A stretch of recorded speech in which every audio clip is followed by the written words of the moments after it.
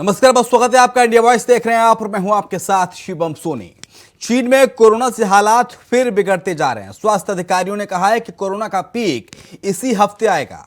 London की global health intelligence company Airfinity ने कहा है कि चीन में कोरोना 10 लाख केस कोरोना के आ रहे हैं और 5,000 मौतें हर रोज हो रही हैं। हालांकि सरकारी आंकड़ों में गुरुवार को चाइना में सिर्फ 4,000 केस ही दर्शाए गए थे, लेकिन हालात ऐसे नहीं हैं। हालात चाइना में बेकाबू हैं। चीन में बिगड़ते हालातों को देखते हुए भारत में भी अलर्ट जारी किया गया है। कई राज्यों में मास्क को लेकर सतर्कता बरती जा रही है। साथ ही कोविड गाइडलाइन के पालन करने की बात भी कही जा रही है। लेकिन हम फिर से दर्शकों को आगाह कर रहे हैं कि सावधान हो जाइए, क्योंकि कोरोना फिर से दस्तक देने जा रहा है। क्योंकि 4 B7 वेरिएंट के मरीज अब तक भारत में सामने आ चुके हैं और कोरोना के केस दुनिया भर में बढ़ रहे हैं। चलिए अब आपको ग्राफिक्स के जरिए पूरा समझाने की कोशिश करते हैं।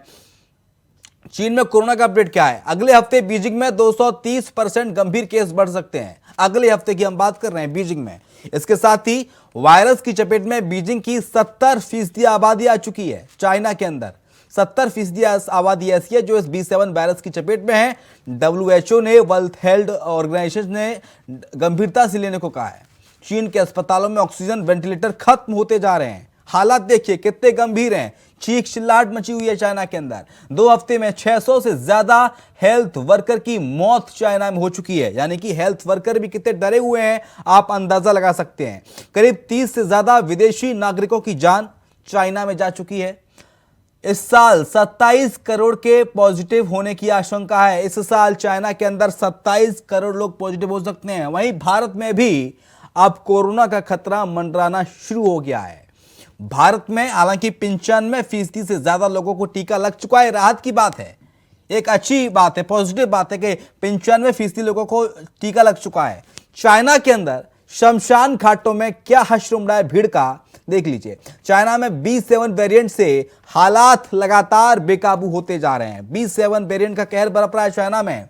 तो वहीं भारत में भी B7 वेरिएंट के मरीज मिले हैं। 4 केसेस अब तक B7 वेरिएंट के भारत में सामने आ चुके हैं। स्वास्थ्य मंत्री का बयान भी कल सामने आया। उन्होंने कहा कि कोरोना अभी खत्म नहीं हुआ है, हमको बेहद सतर्क रहने की जरूरत है। तो चाइना में लगातार हालात बेकाबू होते जा रहे हैं। उसको लेकर भारत में भी कोरोना को लेकर अलर्ट जारी कर दिया गया है। दुनिया भर में कोरोना के केस बढ़ रहे हैं। यूएस में भी मरीज काफी ज्यादा तादाद में सामने आ रहे हैं। कोरोना के खतरे के बीच इंडियन आर्मी ने एडवाइजरी जारी की है। इसमें जवानों को कोविड प्रोटोकॉल जैसे मास्क पहनने, सोशल डिस्टेंसिंग का पालन करने के लिए कहा गया है। लक्षण वाले जवानों का कोरोना टेस्ट और पॉजिटिव आने पर 7 दिनों के लिए क्वारंटीन करने के आदेश भी दिए गए हैं। तो वहीं इस पर सियासत भी हो रही है।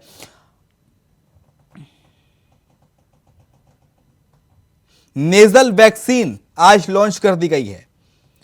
नेजल वैक्सीन भी आज लॉन्च हो गई है। तो वहीं कोरोना है कि लगातार डरा रहा है। तो चर्चा की शुरुआत करते हैं। हमारे साथ डॉक्टर अनीता रमेश चंद्र हैं, MD MBA health services management. Doctor Anand Shukla है, MD PhD Subharti medical college. Doctor Anita, सबसे पहले आप ही के पास आऊंगा। कोरोना की आहट डॉक्टर फिर सुनाई देने लगी है और कोरोना फिर डरा रहा है। यानी कि मतलब साफ है कि अभी खतरा टला नहीं है। डॉक्टर अनीता, आपने सही ढंग से बताया है। अब इसमें खतरा है ये ओके। अभी जो रिजल्ट दिखाई दे रहा है चाइना में उसका कोविड-0 पॉलिसी था, बट अभी उसको देखिए कि काफी केसेस तेजी से बढ़ रहा है। नया इन्फेक्शन आ रहा है, वैक्सीनेशन का टोटल फेलियर है जो दिखाई दे रहा है। तो उसी हिसाब से ये डरने का बात है। इंडिया में क्या होने वाला है पता नहीं है, बट अलर्ट होना चाहिए। बट हम लोग थोड़े अच्छे हैं because we have been expose to alpha, delta, beta, omicron, सब इन्फेक्शन हमारे देश में आ चुके हैं। तो हमारे आदमियों, सिटीजन्स ऑफ इंडिया के हाइब्रिड इम्यूनिटी मीन सब वैरायटी ऑफ वायरस के साथ साथ होते हैं because many people were affected. उसके साथ साथ हमारा देश का वैक्सीनेशन प्रोग्राम भी बहुत बढ़िया था, जिसी से जो सीरम इंस्टीट्यूट, भारत बायोटेक दोनों ही सबको लग चुके हैं। तो रोबस्ट इम्यूनिटी अभी तक है। So but we have to be very careful क्योंकि आगे क्या होने वाला है उसके बारे में पता नहीं है। बट अलर्ट होना चाहिए. We have to put our guards on. Okay, but उतना घबराने का जरूरत नहीं है. अलर्ट होना चाहिए, सतर्कता बेहद जरूरी है. डॉक्टर आनंद शुक्ला सर, मैं आपसे जानना चाहूंगा, देखिए जीरो कोविड पॉलिसी के खिलाफ चाइना में प्रदर्शन किया गया. सरकार ने हालांकि जीरो कोविड पॉलिसी लागू की थी लोगों की सुरक्षा के लिए, उसके खिलाफ प्रदर्शन किया गया. तो फिर जीरो कोविड पॉलिसी जैसे ही हटी चाइना के अंदर, क्या हर्ष हो रहा है? पूरा संसार उसका गवाह है. यानी कि कोविड गाइडलाइन का पालन बेहद जरूरी है. आपको कोरोना गाइडलाइन का पालन करना ही होगा, 2 गज की दूरी का ख्याल रखना ही होगा, मास्क पहनना ही होगा, तभी आप कोरोना से बच सकते हैं. नहीं तो चाइना जैसे हालात होने में देरी नहीं लगेगी. बिल्कुल आपने सही कहा, और हम लोग तैयार हैं हर तरीके से, क्योंकि हमारे यहाँ वैक्सीनेशन बहुत अच्छा हुआ है और इसके कारण हमारे यहाँ इन्फेक्शन कम होने के चांसेस है. लेकिन फिर भी हमें सारे प्रोटोकॉल फॉलो करने पड़ेंगे. जी, 2 गज की दूरी और मास्क, हाथ का धोना तथा भीड़ भरे जगहों पे नहीं जाना, इस तरीके से एक्सपोजर बंद करने होंगे, तब जाके कहीं हम लोग कंट्रोल कर पाएंगे. आप सुन पा रहे हैं? जी सर, सुन रहा हूं. तो ये सब समस्याएं हैं. और क्योंकि एक चीज और भी बता दूं, 1 महीने से है वहाँ पे, जी. क्योंकि न्यूज सेंसर थे, बड़ी मुश्किल से न्यूज मिलने लगी. क्योंकि 2 महीने से 3 महीने के भीतर ये कोरोना हम लोगों के यहाँ पिछली बार भी आया था. हाँ. और पहले लोग कहते रहे कि नहीं होगा, ऐसा नहीं होगा, लेकिन बहुत भयानक रूप से पहली बार आया और लोगों को मौत के घाट उतार दिया. अब चूंकि हम लोगों के वैक्सीनेशन हुए हैं, लेकिन कहा नहीं जा सकता कि वैक्सीनेशन का बाद भी इन्फेक्शन होगा कि नहीं होगा, क्योंकि वहां पे वैक्सीनेशन फेल हो गया. और किस ग्रुप में फेल हो गया वो डाटा तो हम लोगों को मिल नहीं रहा. बच्चों में तो हमारे यहाँ वैक्सीनेशन हुआ ही नहीं अभी. जी. बुजुर्गों में हुआ है, तो बुजुर्गों का फेल तो नहीं हुआ. हाँ. ये भी तो पता करनी पड़ेगी. हाँ. इसलिए सरकार को मैंने पहले ही 2 दिन पहले ही बता दिया था जी कि हेल्थ मिनिस्टर अनाउंस करे फटाफट, हाँ. इमरजेंसी लागू करे और एयर इंटरनेशनल जितनी भी ट्रैफिक है उस पे सेंसर करें. हाँ. जहाँ जहाँ पे इन्फेक्शन है उन सब चीज को रोका जाए. जी. तब हम लोग सुरक्षित है. नहीं तो फिर वही होगा, और लॉकडाउन अगर हो गया तो ऐसे ही बिजनेस काफी डाउन चला जाएगा और दुनिया फिर खतरे में आ सकती है. जहाँ तक हमारा अंदाज है, वैक्सीनेशन का रोल बहुत ज्यादा नहीं है. ये आपने बहुत महत्वपूर्ण बात कही डॉक्टर आनंद कि वैक्सीनेशन का रोल बहुत ज्यादा नहीं है. यही मैं सवाल पूछना चाहूंगा डॉक्टर अनीता से. आजकल जो नए नए वेरिएंट आ रहे हैं डॉक्टर अनीता, ओमिक्रॉन हुआ, अभी BF7 आ गया, ये एंटीबॉडीज को चकमा देने में माहिर हैं. तो क्या लगता है कि भारत में बनी जो वैक्सीन कोविशील्ड और कोवैक्सीन, क्या इनको चकमा दे पाएगा ये वेरिएंट, या फिर कारगर साबित होगी वैक्सीन हमारी? क्योंकि 95% से ज्यादा लोग ऐसे हैं जो वैक्सीनेटेड हैं देश के अंदर. यस, देखिए जो हमारा देश का बना हुआ vaccine serum institute and Bharat biotech, वो फुल वायरस का बॉडी को लेकर के वैक्सीन बनाए हैं. हाँ. तो उसका सब कुछ एंटीजेंस एंटीटॉप्स के अगेंस्ट में एंटीबॉडी है, कोई अलग से नहीं किया है. तो अगर आप ओमिक्रॉन देखिए, BF7 देखिए, वो सब वेरिएंट है. सो दैट मीन्स कुछ पोर्शन उनको बदला है, म्यूटेशन हुआ है उसी वायरस के अंदर, बट लगभग बाकी portion of the viral body is the same, एक ही है. सो उसी हिसाब से ये जो हमारा देश का वैक्सीन है काफी तेजी है. सो बिकॉज इसमें पूरा ही वायरस का whole viral genome has been taken, उसके हिसाब से एंटीबॉडी बनाया, तो उतना बेकार नहीं है. It is quite good. काफी ओमिक्रॉन वायरस को जैसे कंट्रोल किया है. Yes, you will get infection. 100% guarantee तो नहीं देते हैं आपको, बट ये गारंटी देते हैं 70, 80, 90% चांस की अगर आप यू कैन गेट इन्फेक्टेड दोबारा, बट दोबारा इन्फेक्शन के बाद मौत नहीं होगा, हॉस्पिटलाइजेशन नहीं होगा, ऑक्सीजन का जरूरत नहीं होगा. वैसे करके इमरजेंसी सिचुएशन से आपको निकालेंगे वैक्सीन, जान नहीं लेंगे. सो इसी हिसाब से that is the importance of vaccine. So मेरा ख्याल से जो BF7 आ रहा है This also a variant of Omicron. So हमारा जो वैक्सीन बना है अगेन हाँ। Entire whole genomic sequence. लेकिन डॉक्टर अनीता, ये कहा जाता है कि वैक्सीनेशन को अगर लंबा समय हो गया है, किसी को वैक्सीनेटेड हुए, किसी को 6 महीने हो गए हैं, साल भर हो गई है, तो क्या वो वैक्सीन के एंटीबॉडीज अभी भी शरीर में डेवलप होंगी या फिर उसको बूस्टर की आवश्यकता है? एक जब एंटीबॉडी हमारे शरीर में बनते हैं मैक्सिमम 6 to 9 months रहते हैं। This is research tells you. तो शायद हम लोग सबको सेकंड डोज लास्ट ईयर खत्म हो गया, थर्ड डोज हम लोग ले लिए। So most of the entire population end of December and January अभी हम लोग सबका एंटीबॉडी टाइटर बहुत ही कम है and it is dwindling and now is the time to ramp up with the vaccination। जिसका सेकंड डोज नहीं हुआ सेकंड लेना है, जिसका थर्ड डोज नहीं लिया थर्ड लेना है, बूस्टर भी लेना है। So it is high time for all of us vaccine करने के लिए नेक्स्ट डोज के लिए, because पहले का वैक्सीन का इम्यूनिटी अभी तक खत्म हो गया।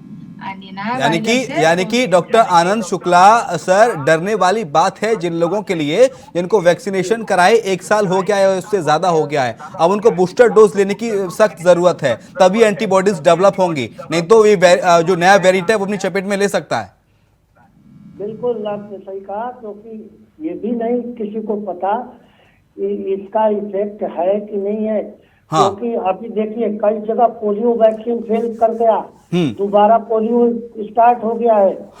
हो सकता है क्योंकि ये वायरस उस समय के लिए जब ये फैलता है उस समय के लिए तो ठीक है, शांत हो गया, लेकिन फिर वायरुलेंस इसका चेंज हो जाता है। जब शेप चेंज होके आएगा तो बट नेचुरल है कि कुछ टॉक्सिसिटी डिफरेंट होगी और उस पे ये वैक्सीन का कवर होगा कि नहीं होगा ये कहा नहीं जा सकता। और समस्या क्या है कि हर कंट्री का अपना अपना रूल्स एंड रेगुलेशन है। चाइना और कम्युनिस्ट कंट्री अपने सेंसर किए हुए हैं न्यूज, जो कि इलीगल है। यूनाइटेड नेशंस का WHO का ये नियम है कि आपको इंफॉर्मेशन देना ही पड़ेगा। अभी तक देखिए WHO चीफ का कोई इंफॉर्मेशन नहीं आया, कोई नोटिफिकेशन नहीं आया। इसका मतलब क्या हो रहा है? नहीं, आपको लगता है कि चाइना WHO को इन्फॉर्मेशन इसलिए नहीं दे रहा क्योंकि चाइना की किरकिरी पूरे विश्व भर में हो रही है, विश्व पटल पर हो रही है, इसीलिए WHO से छिपाया जा रहा है आंकड़ों को? यही बात बता रहा हूँ, यही बात मैं कहने जा रहा था, वो आपने कह दिया। क्योंकि चाइना का इसमें हो जाएगा नुकसान, सारे फ्लाइट, सारे बिजनेस, सारे कम्युनिकेशन बंद हो जाएंगे। और लेकिन हमारे जो डेवलप्ड कंट्रीज है उनको नहीं पता चल रहा है कि पूरा विश्व तबाह हो जाएगा। तो किसी का भी तो नहीं आया, न बुश वहां से अमेरिका से आया, न वहां से रशिया से किसी का आया, न फ्रांस से आया। इसका मतलब क्या है? इसका मतलब ये है कि बीजेपी आगे, मोदी आगे है सबसे। उसने सबसे पहले बोल दिया कि भाई देखिए ये अपना राहुल गांधी को मना किया कि आप भीड़ में न चलिए, तो पॉलिटिक्स खेलने लगे लोग। इसलिए इस चीज की दशा हो रही है। हो सकता है दोबारा दुनिया तबाह हो, इसमें कोई दो राय नहीं है, क्योंकि कहीं भी बूस्टर डोज अनाउंस नहीं है, डबल ट्रिपल कहीं भी नहीं अनाउंस है। और वही हाल होगा जो पहले इटली और जितने भी डेवलप कंट्रीज का हुआ था, वही हाल होगा। डॉक्टर अनीता, ये बात किसी से छिपी नहीं है कि दरअसल जो वायरस है, कोरोना वायरस, इसकी उत्पत्ति कहां से हुई। हर कोई जानता है कि चाइना से ये वायरस आया, और ऐसे में चाइना से जितने भी वेरिएंट आ रहे हैं सारे के सारे चाइना से आ रहे हैं। ओमिक्रॉन हुआ, डेल्टा हुआ, अब ये नया BF7 हुआ। तो ऐसे में क्या लगता है आपको, सरकार को किस तरह के एहतियाती कदम उठाने चाहिए जिससे भारत के लोगों की सुरक्षा का ख्याल रखा जा सके कोरोना को लेकर? बड़ी इंटरनेशनल बॉर्डर्स, इंटरनेशनल फ्लाइट्स जो विदेशों से आ रहे हैं, चाइना होके आ रहे हैं, और Singapore, Hong Kong, south east Asian देशों से आ रहे हैं, उनके लिए तो काफी खतरनाक हो सकता है। So border testing, test tracking, vaccination, ये सब देखना है। जब आपका हमारा जो वायरस का डिटेक्ट होता है, कंप्लीट जीनोमिक सीक्वेंस करना है इसको जानने के लिए ये नया वायरस क्या क्या सीक्वेंसिंग है, उसी हिसाब से हम बाद में एंटीबॉडीज और वैक्सीन भी बना सकते हैं। सो एंड एज भी आपने जो सही ढंग से बताया, सब कुछ शुरू हुआ है चाइना से, वुहान से, उसके बाद जो स्प्रेड हुआ दोबारा नया वेरिएंट वही भी वहीं से आ रहा है। तो काफी चर्चे हो रहे थे कि वो लोग लैब में बना हुआ वायरस था, बट अगेन पॉजिटिव तो बता नहीं सकेंगे। और ये भी सही ढंग से आपने बताया, डिस्कशन भी किया, the lot of information is limited from China, so we don't have exact data okay क्या हो रहा है, कितना पेशेंट्स है, क्या प्रॉब्लम्स है, क्या वायरस है, उनका क्या वैक्सीनेशन हो गया। सो विदाउट इंफॉर्मेशन थोड़ा बहुत डिफिकल्ट है बोलने के लिए, बट डेफिनेटली ये वर्ल्ड के लिए थ्रेट है। डॉक्टर अनिल शुक्ला, सर पहली और दूसरी लहर के अंदर भारत में सर क्या तबाही मची है कोरोना से, सर वो तस्वीरें मतलब आंखों के सामने अभी भी आ जाती है ना, तो रोंगटे खड़े हो जाते हैं सर। हर किसी ने न किसी अपने करीबी को खोया है।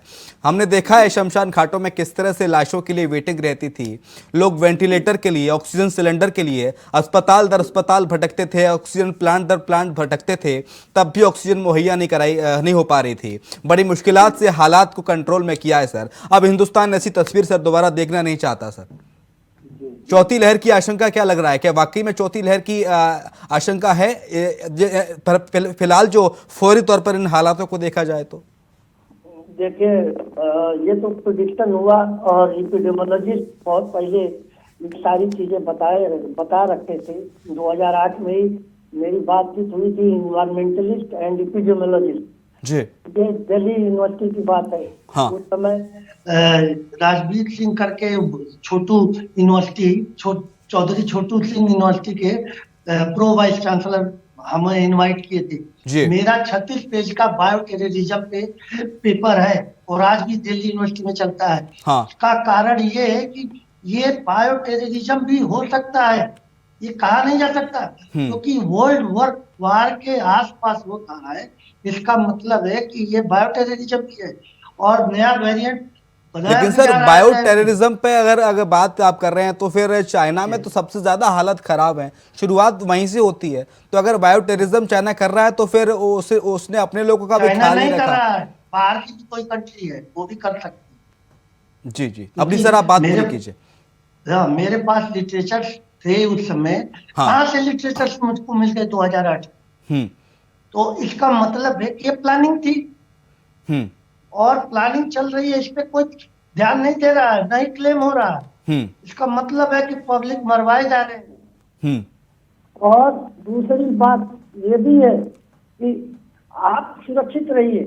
आप सुरक्षित नहीं रहेंगे क्योंकि इस समय दुनिया बहुत छोटी हो गई है। हर आदमी 8 घंटे 10 घंटे 18 घंटे में एक दूसरे पोल से दूसरे पोल पहुंच सकता है जी। और ये तो गनीमत है कि जानवरों पे नहीं हुआ। 20 साल पहले जानवरों पे हुआ था, कुत्ते में। कुत्तों को वैक्सीन आज भी लगती है, जो भी कुत्ता पैदा होता है उसको वैक्सीन लगती है। आज हमारे बच्चे जो पैदा हो रहे हैं उनको वैक्सीन नहीं लग रही है, नहीं चेकिंग हो रही है, नहीं उनका वो जांच हो रहा है सीरम का।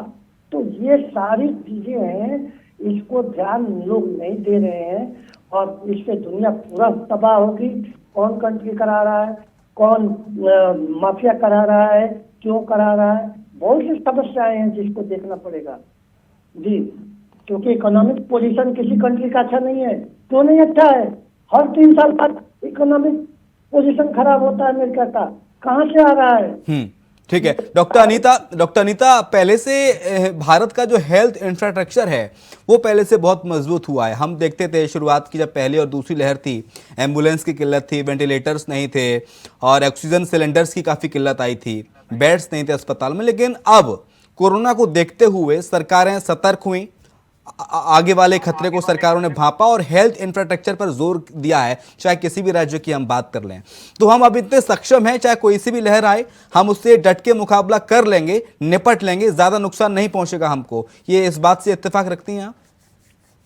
यस, अभी हेल्थ केयर इंफ्रास्ट्रक्चर काफी अच्छे हैं। ऑक्सीजन प्लांट्स मैनी हॉस्पिटल के अंदर लगा चुके हैं, बेड्स बढ़ाया है, training for nurses, not only nurses, other health care workers, anganwadi workers, attenders, other health plus doctors training and medicine का भी इंतजाम करके रखिए, particularly antiviral life saving drugs. So infrastructure definitely अच्छे हैं और आपको पता होगा कल का मीटिंग के बाद सो एम्फसिस दिया गया है हर स्टेट इंफ्रास्ट्रक्चर। तो हर राष्ट्र को देखना है आपके inside the hospital, both private as well as the government hospital में क्या इंफ्रास्ट्रक्चर है, नहीं है तो अब टाइम है जल्दी जल्दी से उसको फुलफिल करिए कि so that we don't have problem while the cases rise up. So इसके लिए बट डेफिनेटली पहले से हम लोग बहुत तैयार हैं।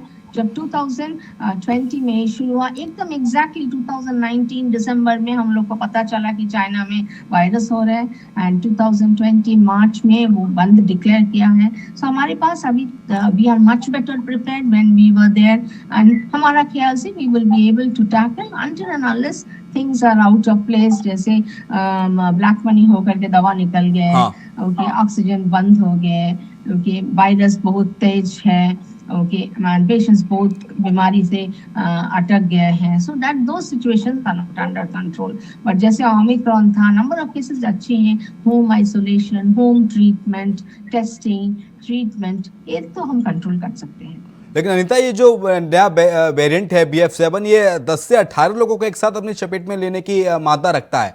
ऐसा कहा जा रहा है कि 10 से 18 लोगों को अपनी चपेट में ले सकता है एक साथ। जिसको बोलते हैं आर फैक्टर और इन्फेक्टिविटी फैक्टर। पहले जब हमारे देश पे था डेल्टा, ओमिक्रॉन तक ये 2, 3 तक 10 तक पहुंचा, बट अभी BF7 में ए आर फैक्टर 16 to 18, 16 से 18 बताते हैं। इसका क्या मतलब है कि अगर एक आदमी इन्फेक्टेड है तो वो बगल में 16 से 18 आदमी को इन्फेक्ट कर सकते हैं, यानी काफी तेजी से वायरस। सो इसीलिए एपिडेमियोलॉजिस्ट ने प्रेडिक्शन दिया है केसेस बढ़ते रहेंगे and in 10 days time China का काफी population will be affected. Doctor Anand Shukla, मुझे याद आ रहा है, मेरी याददाश्त मुझे याद दिला रही है कि कोरोना की दूसरी और तीसरी लहर के दौरान कुछ साइड इफेक्ट आए थे और भयंकर साइड इफेक्ट थे, मतलब जिन्हें सुनने के बाद कलेजा मुंह को आ जाता है। ब्लैक फंगस के मरीज सामने आ रहे थे। ब्लैक फंगस, लोगों की आंखों की रोशनी हमेशा के लिए चली जा रही थी और कई ऐसे मरीज देश भर में सामने आए, सैकड़ों की तादाद में।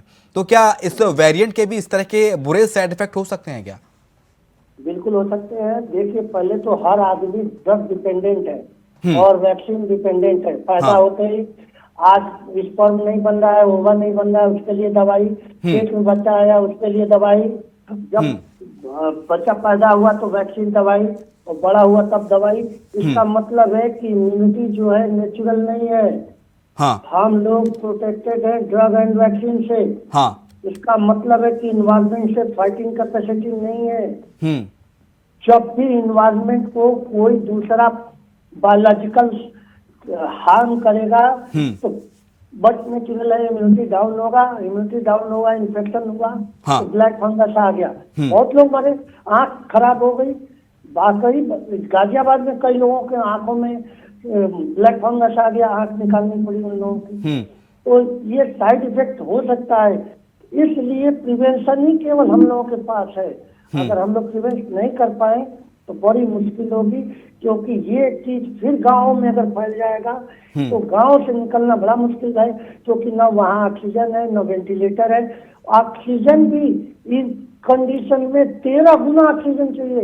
नॉर्मल 5 लीटर पर मिनट की जरूरत होती है, लेकिन जब ये इन्फेक्शन होता है तो 65 लीटर की जरूरत होती है। मतलब 13-14 गुना जरूरत होती है। इसका प्रोडक्शन बहुत कम है और संभालना बहुत मुश्किल होगा, और संभाल भी नहीं पाएंगे। दूसरी बात, डेवलप्ड कंट्री है ना, सोचे वहाँ पे तो इम्यूनिटी ही बिल्कुल कम है।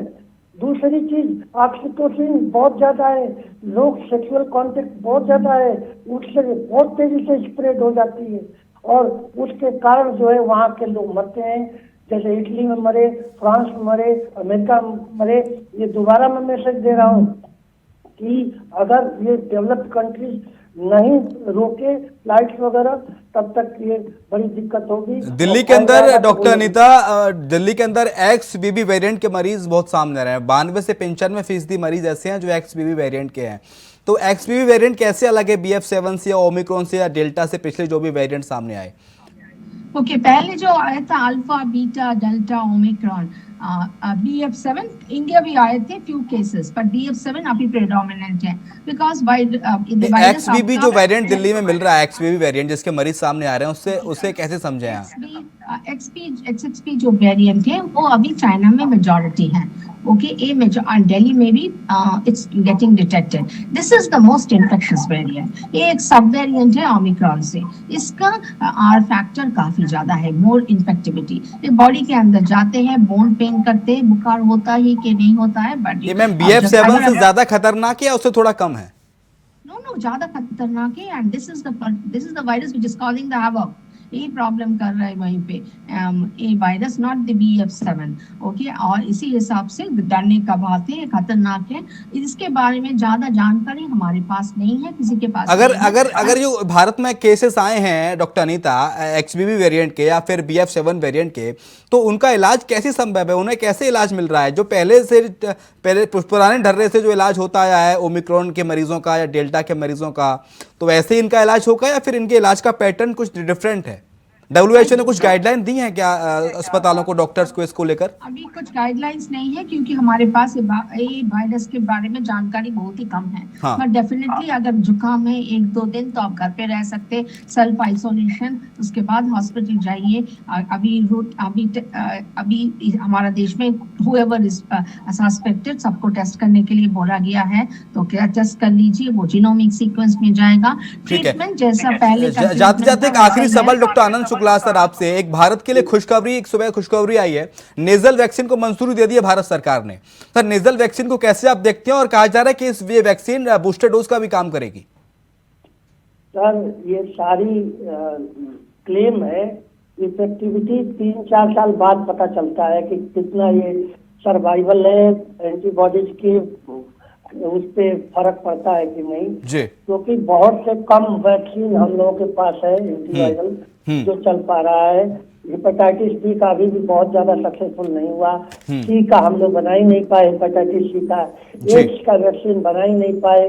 पोलियो वैक्सीन में दोबारा आ रहा है. यानी कि हालात बहुत ज्यादा सामान्य नहीं है और चिंता करने की बात है. आप दोनों की चर्चा से फिलहाल यही सार निकला कि डर कर रहने की बेहद जरूरत है और गाइडलाइन का पालन हमें करते रहना चाहिए. बहुत शुक्रिया डॉक्टर अनीता रमेश चंद्र आपका. डॉक्टर आनंद शुक्ला आपका बहुत शुक्रिया चर्चा में शामिल होने के लिए. लेकिन कोरोना अभी गया नहीं है. चाइना में हालत बेकाबू हो रहे हैं और उसको देखते हुए हमें भी बेहद चौकन्ना रहने की जरूरत है और हमें भी बेहद डर के रहने की जरूरत है, क्योंकि डरने में ही भलाई है. इसी के साथ चर्चा में इतना ही. खबरें लगातार जारी हैं, आप देखते रहिए इंडिया वॉइस.